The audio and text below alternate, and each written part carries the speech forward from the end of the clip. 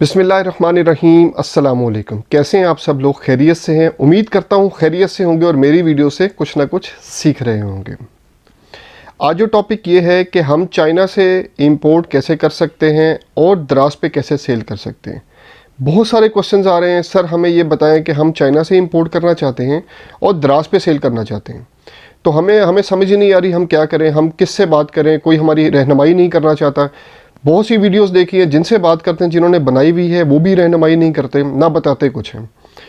तो मैंने ये फिर काफ़ी सोचा कि मैंने कहा यार आप लोगों को गाइड करना चाहिए ताकि आप लोग जो जहाँ एक्सपोर्ट पे हम काम करना चाह रहे हैं वहाँ पे इंपोर्ट पे भी देखें कि कौन सी प्रोडक्ट। जाहिर सी बात है, अब हर बंदा एक्सपोर्ट नहीं कर सकता, कर भी सकता है, लेकिन इंपोर्ट वाले भी ज़्यादा हैं कि यार इंपोर्ट करके भी हम रेवेन्यू जनरेट करें।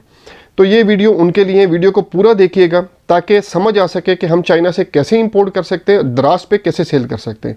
इससे नेक्स्ट वीडियो में हम ये बताएंगे कि हम अली बाबा से कैसे इंपोर्ट करके अमेज़ोन पे सेल कर सकते हैं। तो वीडियो को लाइक, सब्सक्राइब और शेयर करें, चैनल को सब्सक्राइब करें ताकि आने वाली वीडियोज़ के नोटिफिकेशन आपको मिलते रहें। आज इस वीडियो में मैं आपको स्टेप बाय स्टेप समझाऊँगा कि हम चाइना से कैसे इंपोर्ट करते हैं और दराज पे कैसे सेल करेंगे। सबसे पहले यहाँ पे समझने की हमें ज़रूरत है कि चाइना से हम बल्क में काम करें या स्मॉल क्वांटिटी में। मेरे पिछली वीडियो में भी आप लोगों को बताया कि जब भी चाइना से काम करना है तो आपने बल्क में काम करना है। बात उसकी आपको समझाता हूँ बल्क में काम क्यों करना है। फॉर एग्जांपल, हम कोई चीज़ मंगवाते हैं, 100 पीसेज मंगवाते हैं, वो आएंगे कैसे? वो आएंगे बाय एयर, नहीं भी आते या बाय सी आते हैं। जो वो आपको कोड करेंगे प्राइस 500 पीसेस की, वो होगी, मतलब फ़र्ज़ करें वो कोड करते हैं आपको एक प्राइस, नॉर्मल प्राइस है उनकी 50,000 पीसेस की, वो $0.1 है, $0.1 है।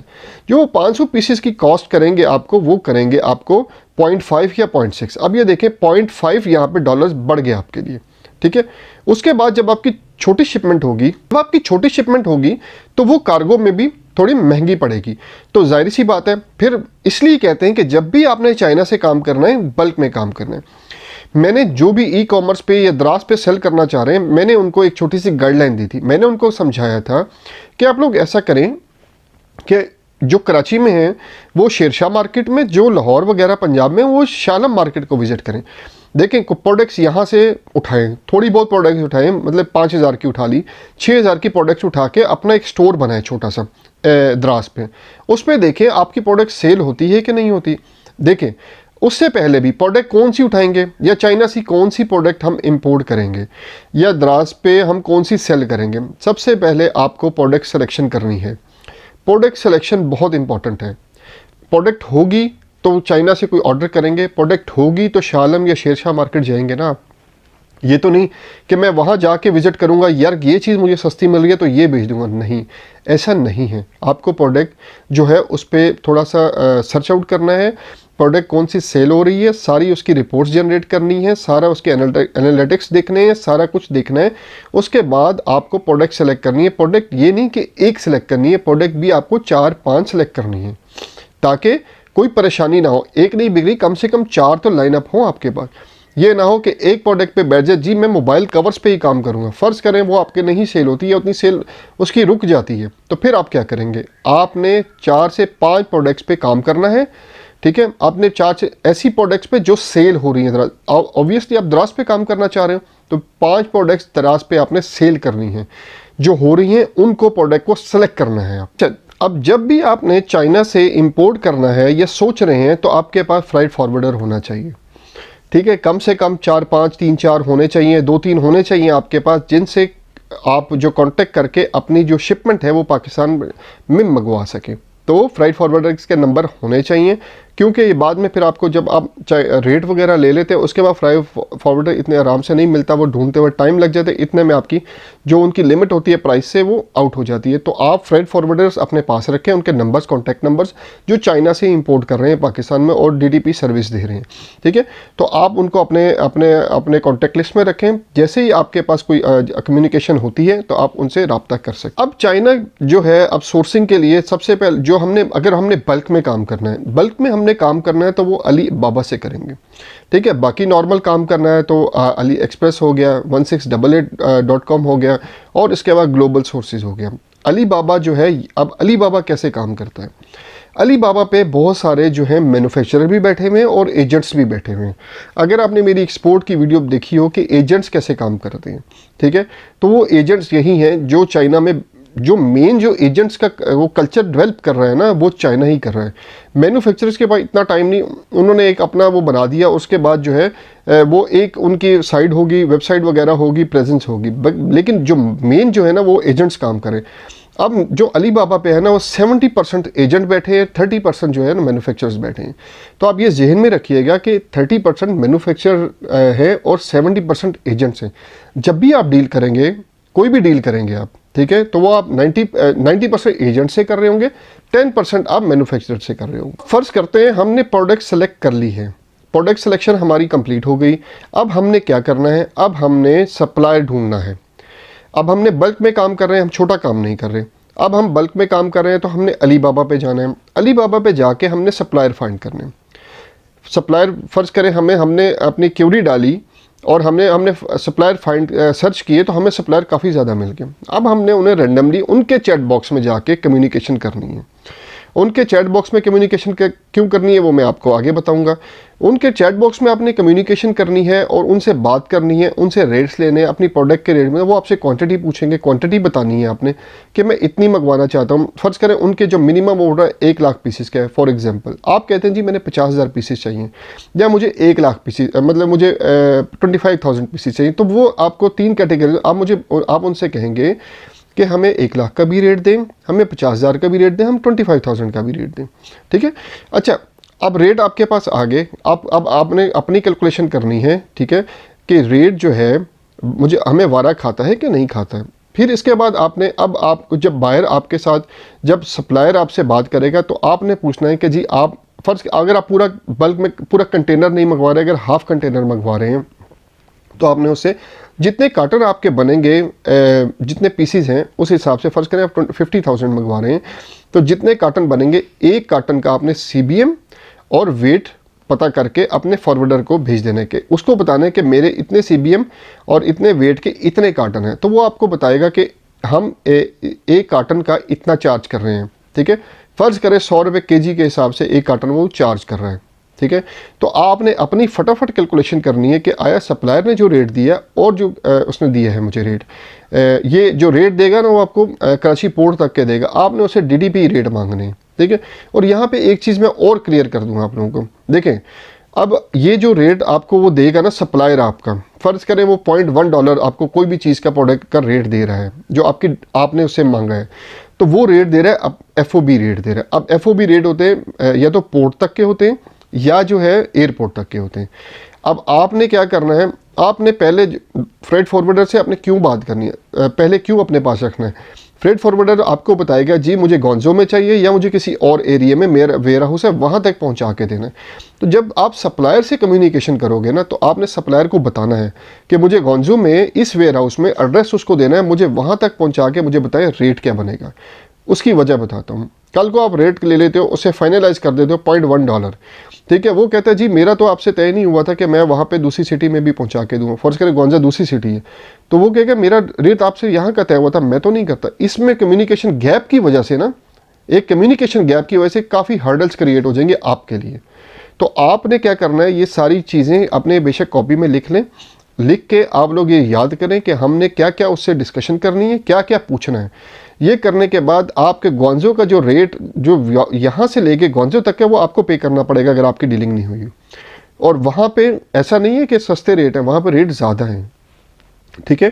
तो आपने सप्लायर से कहना है कि मुझे वहाँ उस वेयर हाउस तक पहुँचा के दूँ, इसलिए आपने फ्राइट फॉरवर्डर से पहले राब्ते में रहना है। इसलिए मैंने कहा था इंपॉर्टेंट है कि फ्राइट फॉरवर्डर आपके पास होने चाहिए 2-3। आपने 2-3 से रेट लेने, वो आपको बता देंगे जी हम यहाँ पे आपको डीडीपी जो है आप 150 रुपये केजी के हिसाब से हम आपके घर पे डिलीवर कर देंगे। अच्छा, अब यहाँ पे सबसे मेन क्वेश्चन ये आ गया कि भाई हम जो हैं डॉक्यूमेंट्स कौन कौन से रिक्वायरमेंट होगी हमारी, क्या क्या हमें चाहिए होगा, क्या क्या नहीं चाहिए होगा। देखें डॉक्यूमेंट्स, अगर तो आप पूरा कंटेनर मंगवा रहे हैं तो वो आपकी टोटल आपकी इम्पोर्ट है, ठीक है। उसके लिए तो आपकी कंपनी भी होनी चाहिए, आपके अपने डॉक्यूमेंट आपके लगेंगे, इंपोर्ट फॉर्म भी होना चाहिए, ठीक है। आपके पास सारा उसकी पेमेंट भी आपने डिलीवर अकाउंट से की हुई हो, ठीक है। ये सारा कुछ आपके पास होना चाहिए। अब थोड़ा सा मसला यहाँ पे आ जाता है कि पेमेंट का। अब हम पेमेंट कैसे करें सप्लायर को? देखें, इसका तरीका या तो एक तो फ्रेट फॉरवर्डर आपको गाइड करेगा अगर आप पूरा कंटेनर मंगवा रहे हो कि आपको पेमेंट कैसे करनी। दूसरा वे होता है जो मैं करता हूं कि आप 50,000 पीसीज मंगवाओ, ठीक है। आप ना आपको कंपनी की ज़रूरत है, ना किसी और चीज़ की ज़रूरत है, ना कुछ आपने करना है, आपने सप्लाई उससे आपने कुछ नहीं करना। आपने क्लियरिंग एजेंट को कहना है, अपने जो फ्रेट फॉरवर्डर है उसको कहना है यार मेरा इतना सामान है, इसको मेरे घर तक पहुंचा दो, ठीक है। वो कहेगा, वो आपसे पूछेगा कि किस तरह क्या आपकी कंपनी वगैरह, तो आपने कहना कुछ नहीं, आपने मुझे डिलीवर करना है। वो कहेगा ठीक है।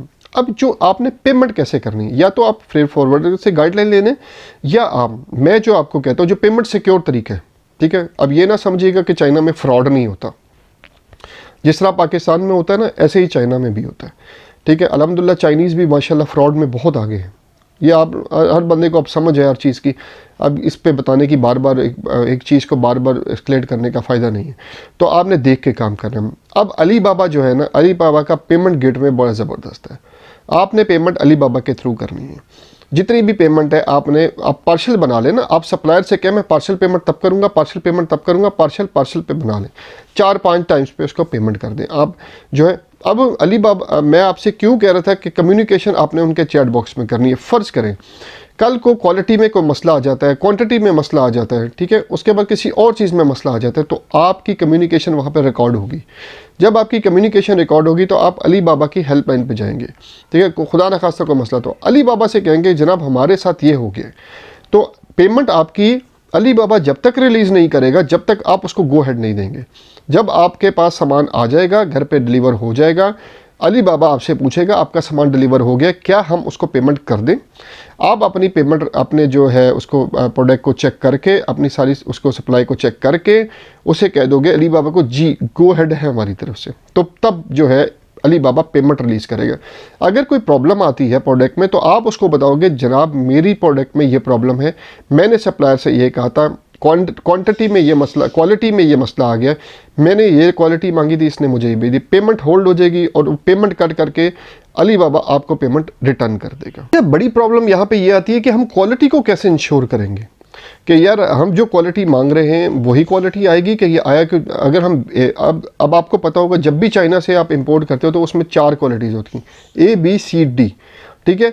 अब आप उनसे कहो ना कि जी मुझे B क्वालिटी चाहिए, मुझे C क्वालिटी, और रेट में डिफरेंस आएगा, ठीक है। तो आपने कोशिश ये करनी है काम अच्छा करें, सुधरा करें, A क्वालिटी में काम करें। उसे क्या मुझे A क्वालिटी ही चाहिए, इसके अलावा मुझे कोई क्वालिटी नहीं चाहिए, तो आपने A क्वालिटी में काम करना है। हाँ, हम इसको सिक्योर कैसे करेंगे? देखिए, ऑल दो वो चीज़ आपको अच्छी ही भेजते हैं, ठीक है, चीज़ अच्छी ही आएगी, क्वालिटी उनकी फ़ाइन होती है, ऐसी कोई बात नहीं। फ्रॉड बिल्कुल करते होंगे, लेकिन जब वो भेजते हैं ना, जब वो काम करते हैं तो ईमानदारी से आपको क्वालिटी में एक नंबर क्वालिटी ही भेजेंगे आपको।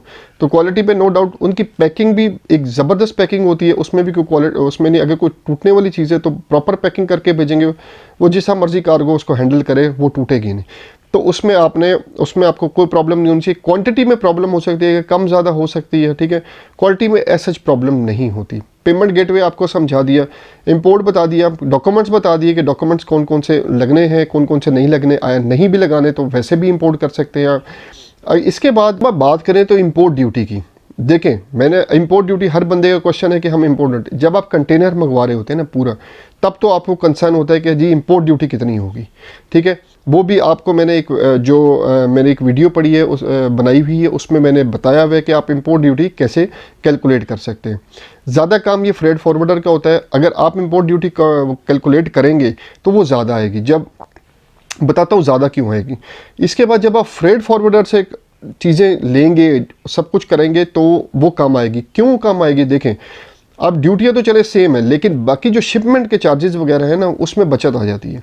क्योंकि जो फ्रेट फॉरवर्ड होता है रेगुलर काम कर रहा है शिपिंग कंपनीज के साथ, ठीक है। आपको जो फ्रेट मिलेगा वो ज़्यादा मिलेगा, शिपिंग उसको जो फ्रेट फॉरवर्डर को रेट मिलेगा वो कम मिलेगा, तो वहाँ से आप बचत कर लेते हैं। और दूसरी बात ये है, जो ड्यूटी है, देखिए ड्यूटियों में भी काफ़ी जगह पे छूट आती है, ठीक है। अब आपको नहीं पता, जब आप फ्रेट फॉरवर्डर के साथ काम कर रहे हो, जब वो 100 रुपये kg दे रहा है, तो आपको डेप्थ में जाने की क्या ज़रूरत है, ठीक है।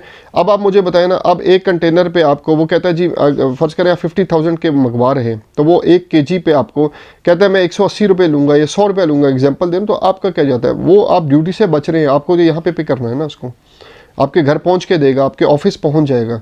तो इतने इसके कंसर्न ना लिया करें। ड्यूटी आप सिर्फ फ्रेट फॉरवर्ड हायर करें, अच्छा फ्रेट फॉरवर्ड हायर करें जिसकी रेप्यूट भी हो, जो काम भी कर रहा हो। वो आपको ना तो नुकसान पहुंचाए। फ्रॉड से बचना है, ईमानदारी से काम करना है और एक्सेल करना है।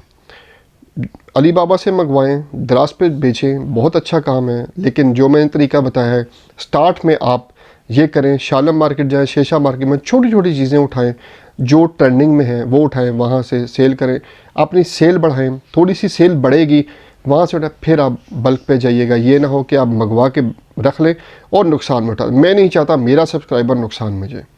तो उम्मीद करता हूँ आपको आज की वीडियो से कुछ मज़ीद लर्निंग हुई होगी। मुझे सब्सक्राइब और लाइक, मेरी वीडियोस को लाइक और सब्सक्राइब करें ताकि मुझे मोटिवेशन मिले और मैं बहुत सी ऐसी ही वीडियोस आप लोगों के लिए लाता रहूं। मेरा मिशन पाकिस्तान के एक्सपोर्ट को इंक्रीज़ करना है, इसमें मेरा साथ दीजिएगा। अगली वीडियो तक के लिए अल्लाह हाफिज़।